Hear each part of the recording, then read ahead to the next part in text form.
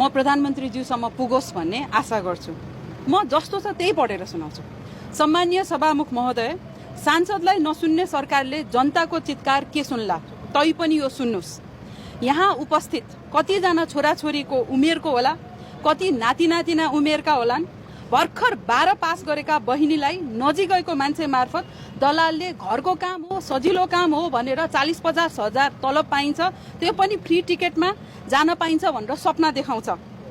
त्यसपछि त्यो बहिनी विभिन्न देश मार्फत त्यो अर्को देश थर्ड कन्ट्री पुग्छिन् र आफ्नै अगाडि आफ्नो मोलमलाई गरेर एउटा साहुजीले किनेर लान्छन्। उहाँलाई केही भयो श्रम शोषणमा पर्छिन्, कसैलाई भनौँ भन्ने ठाउँ छैन, कानुनी अधिकार केही छैन। ती बहिनी कसरी गइन् भिजिट भिसामा।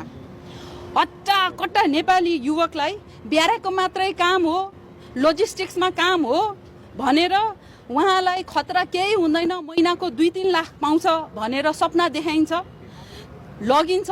अर्काको युद्धमा उहाँ होमिनुहुन्छ, अङ्गभङ्ग हुन्छ, मृत्यु हुन्छ, तर सुनिदिने, उहाँलाई उद्धार गर्ने केही हुँदैन।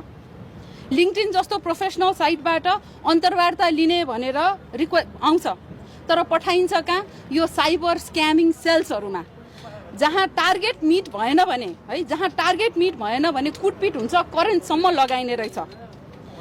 यो त दास प्रथामा एउटा स्पोन्सरले, एउटा सेन्टरले किनबेच पनि गर्ने रहेछ हाम्रो नेपालीहरूलाई।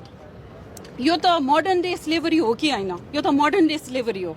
पहिला जुन हुँदैन नेपालमा यो दास प्रथा छैन भनेर भनेको थिए, यो त छ रहेछ।